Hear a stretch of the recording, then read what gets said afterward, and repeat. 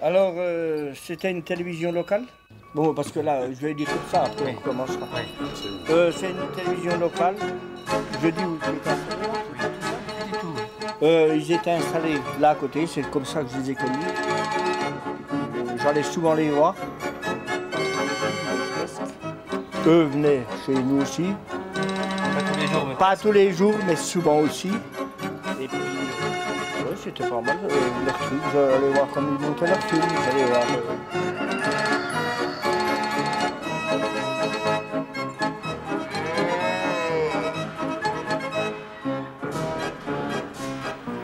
Qu'est-ce qu'on pourrait bien leur passer ce mois-ci? Oh, je sais pas. Ce que tu veux. Nous verrons donc le commissaire Kosousikon, la Saint-Nom de Jésus à Ouan, l'anniversaire de la libération de Saint-Gorgon, le 60e anniversaire de la fanfare de J.A. et le berger d'alpage.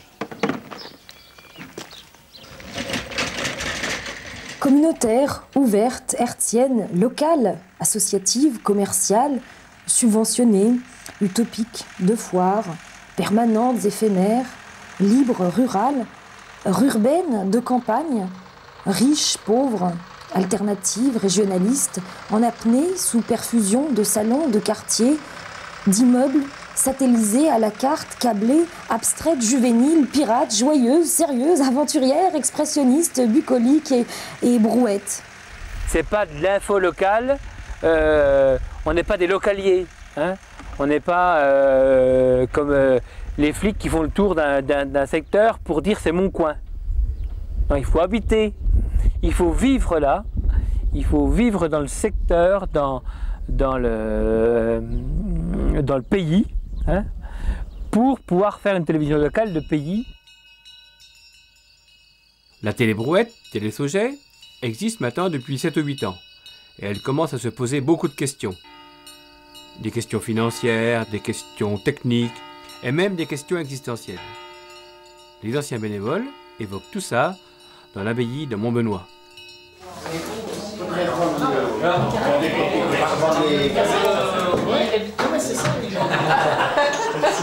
Non mais c'est surtout que vous étiez une bande de copains.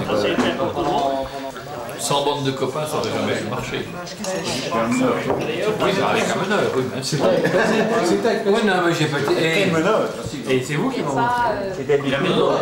Voilà, C'était du journalisme, ça. Non, on allait tout de suite au feu de l'association. Non. Alors là, s'il y a un truc que tu peux pas dire, c'est que c'était du journalisme. On n'a jamais été journaliste.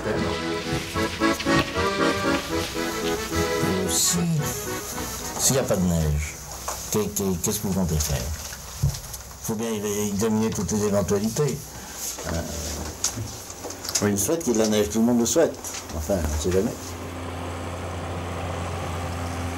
Mais là, on a quand même fait. Là, on a fait du journalisme. Oui.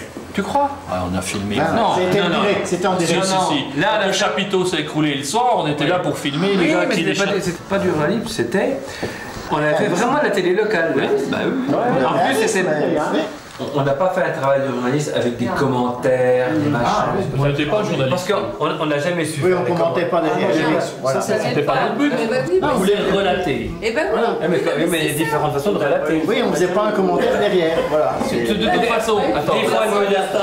toute façon, si un journaliste intervient dans la conversation, il va diriger la conversation. Effectivement, nous n'étions pas journalistes. Et de toute façon, à chacun son regard. Et nos reportages n'allaient pas toujours dans le sens du poil. Au début, c'était bien parce que ça apportait une petite notoriété, mais par moments, bon, vous aviez la caméra dans les mains, vous alliez un peu fort contre nous, mais bon, c'était normal. Hein.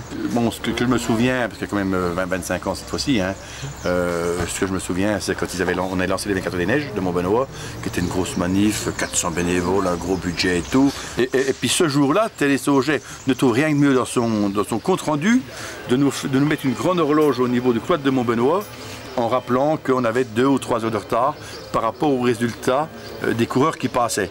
On ne contestait pas, mais c'est qu'il avait la caméra. Et quand on a une caméra, on peut jouer avec. Hein.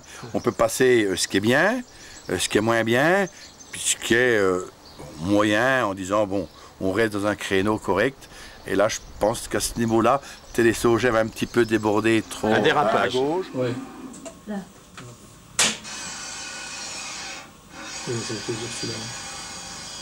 Non, puis ce qui était important, c'était quand même, en principe, celui qui avait filmé qui essayait de venir monter. C'est le magnétoscope. Oui, c'est pas mal, mais attends. Oui. Ça va pas mieux, ça? Si, Dominique.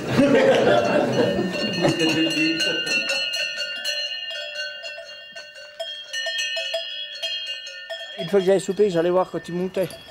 Tiens, voilà ce qu'on a monté. Il me mettait une télé, puis je regardais. Il dit, tu vas prendre le café? Je vais prendre le café. Oh, on va enlever ce bout-là qui disait aux autres. Ah ouais? Bon, moi, je l'écoutais. Puis je disais, oh, non, je sais pas, il me semble que c'est pas mal. Ça arrivait de 3 coups. Je leur dis, moi, je l'enlèverai pas. Bon, vous faites comme vous voulez, hein, c'est vous les chefs, c'est pas moi. Tous ces films étaient plutôt bénéfiques pour le secteur, hein, parce qu'ils filmaient nos réunions, ils filmaient... Bon, ça ne pouvait que donner un avantage aux collectivités. Hein. Je pense qu'il aurait pu avoir un peu plus d'ampleur si la population a été plus importante. Parce que c'était le manque d'habitants. Et on ne peut pas programmer pour 2-3 000 habitants ce qu'on aurait pu faire dans une petite ville ou une agglomération plus importante. Là, c'était trop restreint. Même dans les zones rurales défavorisées, les télés locales se sont développées. Par exemple, dans le Limousin, Télé Mille Vaches. C'est vraiment une initiative de gens qui se disent on est sur un territoire, on vit, on est bien sur ce territoire, on fait beaucoup de choses. Et l'image qu'on a du pays dans lequel on vit est à l'inverse de ce que l'on ressent, de ce que l'on croit, de ce que l'on fait tous les jours.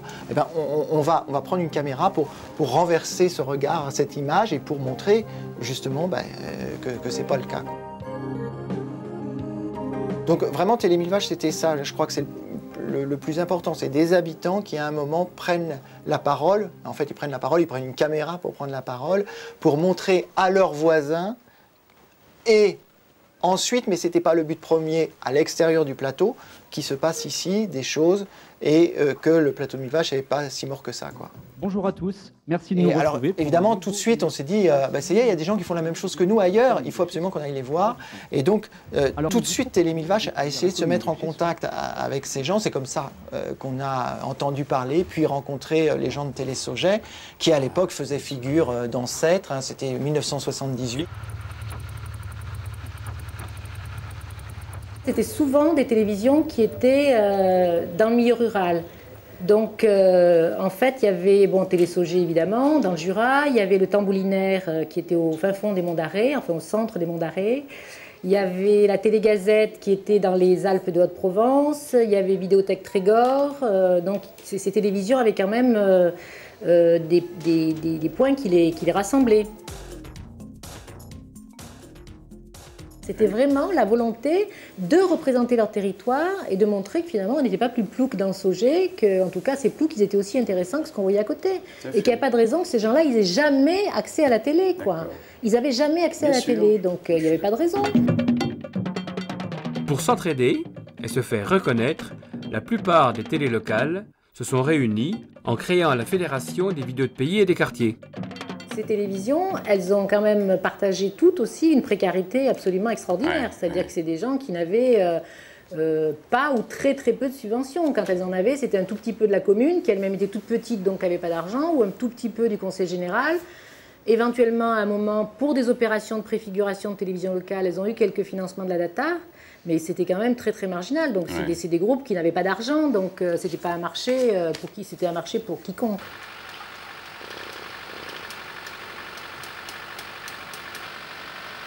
Alors en 82, le gouvernement lance un plan câble assez ambitieux, mais ce plan va connaître des vicissitudes dans sa mise en œuvre, il va être retardé. Notamment, à cette époque, se pose la question du contenu. Un canal local qui rend compte de la vie locale du pays. Et pour faciliter cette production de programmes, la DATA, qui s'occupe de l'aménagement du territoire, et la mission câble, lance un plan de soutien à cette production qui va ainsi nourrir ces nouvelles télévisions de proximité.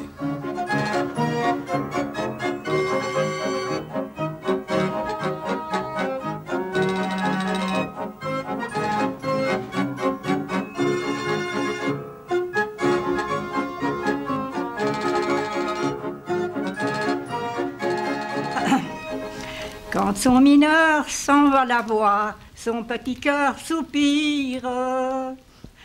Qu'avez-vous donc à soupirer, ceci, cela, la Pauline a fait ça. Qu'avez-vous donc à soupirer et à pleurer.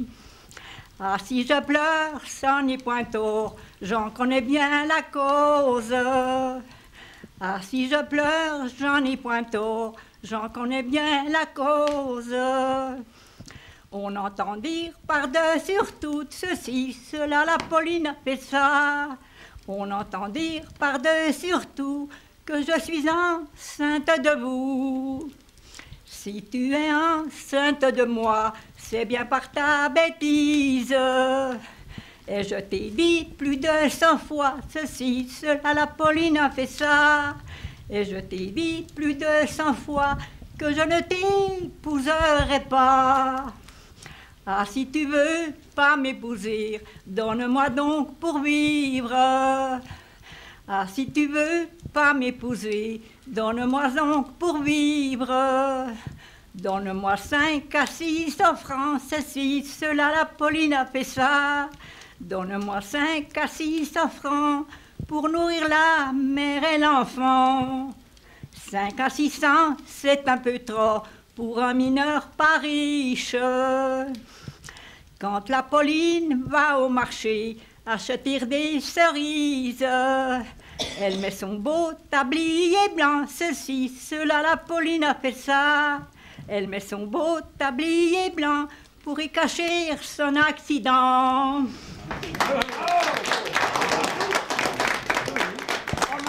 On n'a plus de bois, oh là là, on peut plus. Ben c'est pas vrai. Ah ben non, là, voilà. C'est bien. Pasteur, on s'en va, Marie. Allez, ben on s'en va. Quelque temps après, pour la mission câble, nous produisons une longue série qui va être distribuée dans toutes les villes câblées de France. Ces documentaires, destinés à une diffusion extérieure, nous ont permis de dépasser enfin pour la première fois la fameuse télémiroir. Avis à la population, Monsieur le maire de Juillet vous incite à venir sur la place où il y aura vente de légumes. La série Les Montagnons présentait 12 facettes de la vie en moyenne montagne, en s'attachant à laisser la parole aux gens et en évitant les clichés passéistes.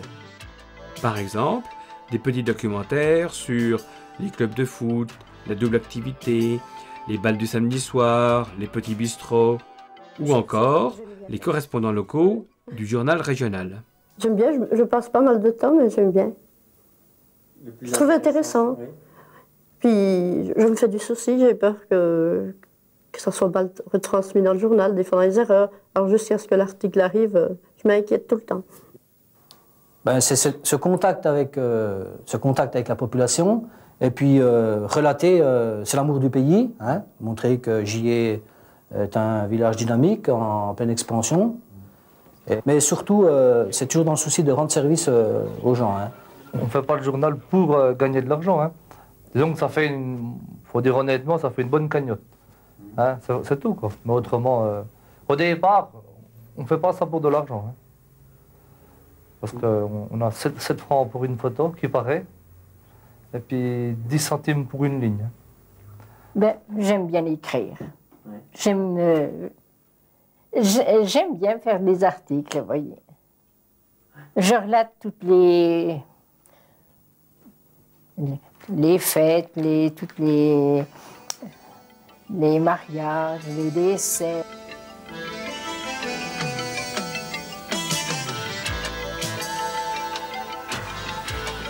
Alors, Les Montagnons, c'est une série qui nous a pris 1 an de travail. C'est-à-dire que tous ces films, 12 films d'1 quart d'heure, se déroulent sur toute une année. On peut facilement prendre notre temps pour filmer. On habite sur place, on n'a pas 5 heures de route pour trouver le bon interlocuteur. C'est des gens qu'on côtoie tous les jours, on les connaît, on a besoin d'un plan de coupe au téléphone et 10 minutes après, on peut tourner ce plan. On n'a pas un gros problème d'organisation. Cette série, destinée à une très large mais passagère exploitation, fut appréciée par les Montagnons et les Saugets. Malheureusement, notre système de diffusion télébrouette n'évolue pas, et même se complique, Ah, les convergences. Ça ne suffit pas. Parce que si on ne fait rien dans ces forêts-là, d'ici 20 ans, la forêt, il n'y en aura plus. C'est-à-dire que les arbres seront secs, seront morts. Hein, il n'y a qu'à voir d'ailleurs leur tête pour le moment. Ils commencent déjà à être pratiquement au bout du rouleau. Et au même titre que quand vous semez des carottes, si vous les laissez toutes, il ne vous restera que des crayons. Eh bien, on en enlève 1 sur 2, 1 sur 3, pour que ceux qui restent aient plus de place, aussi bien au niveau de leur cime qu'au niveau de leurs racines, pour pouvoir grossir en diamètre. Et ça s'appelle des éclaircies.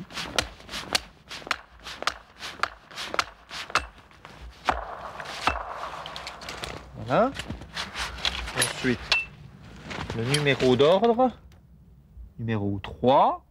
C'est cette marque-là qui permet de repérer les arbres qui vont être vendus. Forêt communale de Sainte-Colombe, article 453. 140 000 francs. 138 000, 136 000, 134 000, 132 000, 130 000, 128 000, 126 000, 124 000, 122 000, 120 000, 118 000, 116 000, 114 000, 112 000, 110 000, 108 000, 106 000. 453, 106 000. À qui, là? Thierry Villemain. 144 000, 142 000, 140 000, 138 000, 136 000. 136 000. 118 000, 137 000, 114 000, 172 000, 170 000, 168 000, 166 000, 167 000. Pour faire la coupe et puis le rangement et tout ça. Vous savez, ça dépend, comme le temps est clément, ça dépend de bien des choses. On n'est pas aux pièces. C'est-à-dire ça vous prend combien? 15 jours dans l'année, un mois Oh, plus que ça. On voit bien que vous n'en fabriquez pas souvent, vous.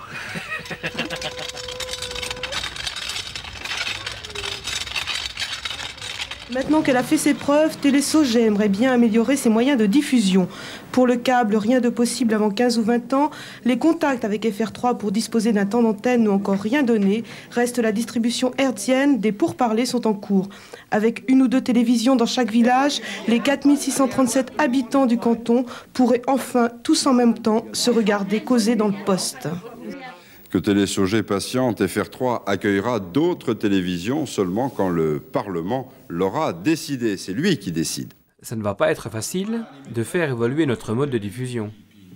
Mais on continue à y réfléchir. Oui, mais donc, l'émetteur, on va pas faire comme ça, puis on va pas l'avoir dans 15 jours, si tu veux. Hein, pour commander l'émetteur, il faut déjà savoir sur quel canal on va émettre. Hein, c'est pas évident de trouver le canal. Apparemment, il faut un gars qui a un détecteur de champ. Alors, qui est-ce qui connaît un gars qui a ça? Bon, il y a des gars en Belgique qui sont pour 25 000 francs et qui vous nous a fabriqué un. Hein, des gars à Lyon qui veulent en fabriquer le même pour 6,5 millions. Hein, 65 000 francs. Il faut peut-être trouver le bon. Quoi. Hein, et puis, comment on va faire Vraiment, l'idéal, ce serait quand même d'émettre 1 fois par semaine un petit truc, ne serait-ce qu'une demi-heure, quoi, de faire des émissions. Nous sommes en 93 après McLuhan. Toute la Gaule est occupée par les networks. Toute? Non. Un village peuplé d'irréductibles faiseurs d'images résiste encore et toujours aux despotes éclairés de la TV. Et la vie cathodique n'est pas facile pour ces aventuriers des camps retranchés du village global de la Chaudié, qui se battent pour que cesse le ronflement persistant du téléviseur lorsque le zappeur cherche désespérément son canal local. Dès 1983, on envisageait déjà des modes de diffusion divers jusqu'aux plus utopiques. Et on cherchait des appuis tous azimuts.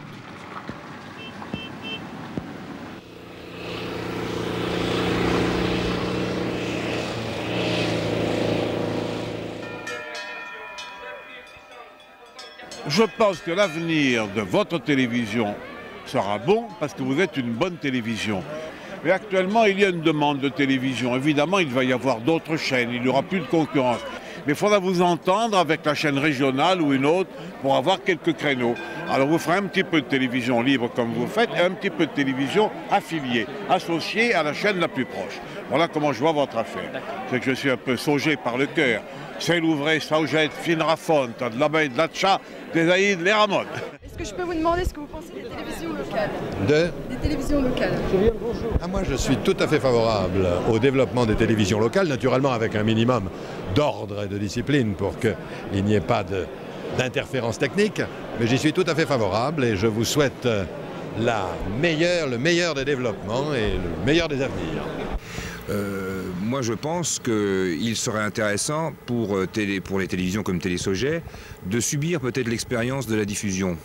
Je pense que de toute manière, pour eux comme pour les autres télévisions rurales, ce serait un changement notable, et dans leur façon d'être perçus par leur environnement, et peut-être aussi dans les façons de travailler. Je ne sais pas si ce serait bien ou mal, en tous les cas, ce serait différent.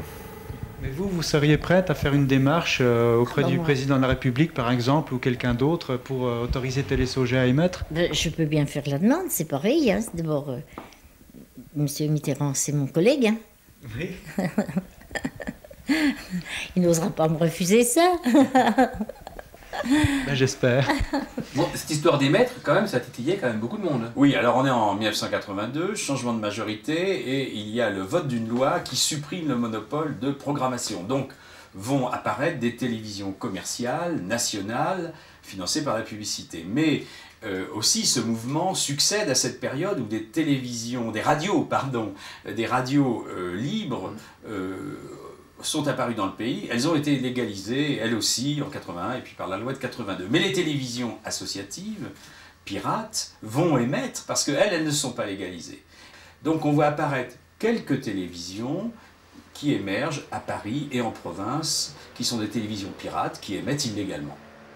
L'un des épisodes importants, je crois, qui a compté en tout cas de la progression de la démocratie dans le monde de l'audiovisuel, a été Antenne 1, la télé pirate, libre, associative, Antenne 1, qu'on a créée en 1982 dans la foulée de Carbone 14, qui a joué un rôle important aussi dans les radios libres.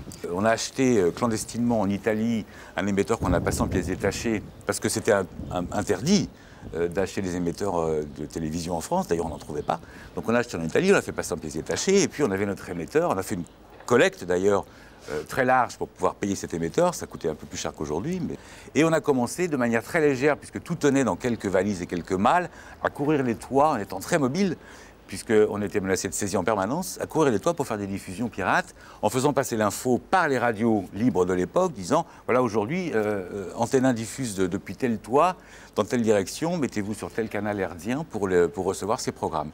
Et non seulement on l'a fait à Paris, mais on l'a fait aussi en province. C'était une télé qui démontrait finalement qu'on pouvait faire de la télévision dans une économie associative et que tout le monde devait s'y mettre. Après avoir fait les radios, on allait faire les télés libres et on allait gagner.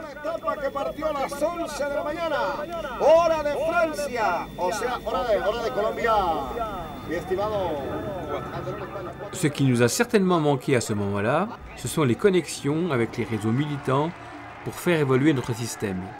Mais en attendant, on tournait le Tour de France.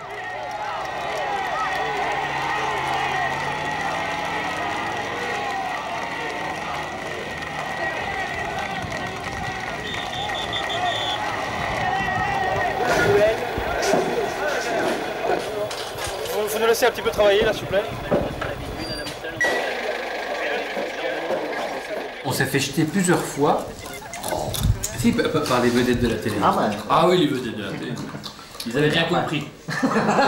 Mais ils ne comprennent pas grand-chose. Léo Zitrone, je ne me rappelais pas, mais un journaliste sportif de France 2, pendant le Tour de France, à l'arrivée au Larmont, 85. On tournait un petit peu comme ça. Je ne sais plus comment il s'appelle le gars là. Il a dit qu'est-ce que vous faites là avec votre caméra? Laissez-nous travailler. Non, de toute façon, on n'a jamais été pris au sérieux. Ah bah pas les professionnels, jamais. Pas le badge. Le meilleur, c'est une journaliste de la télé qui m'a dit un jour, c'est bien ce que vous faites, mais est-ce qu'on n'avez pas un jour envie de faire de la vraie télé? Voilà, ouais. Je dis, mais oui, on l'a fait, c'est bon.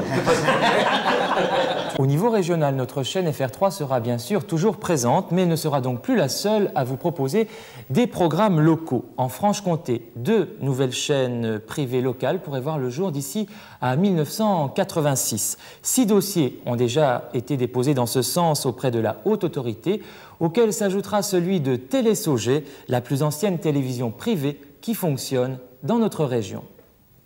En ce moment, notre moyen de diffusion est périmé, hein, c'est-à-dire aller de village en village et de faire attendre les gens, c'est périmé. Alors, je pense que si on peut aller chez les gens, ça sera mieux.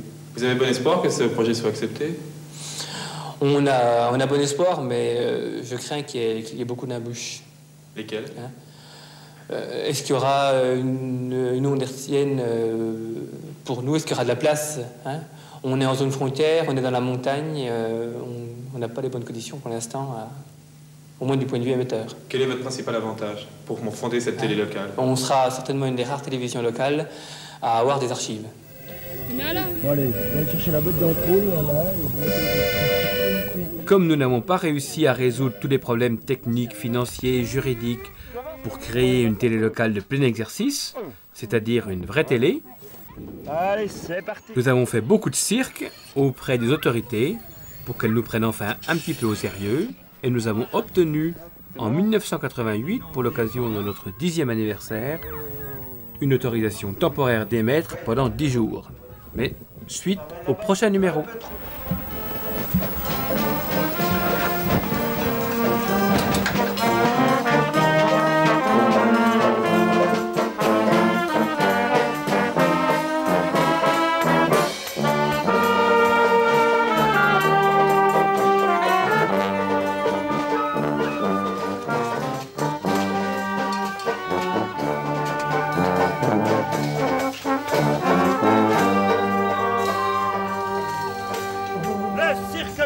Présent, jonglage, amour et falbala.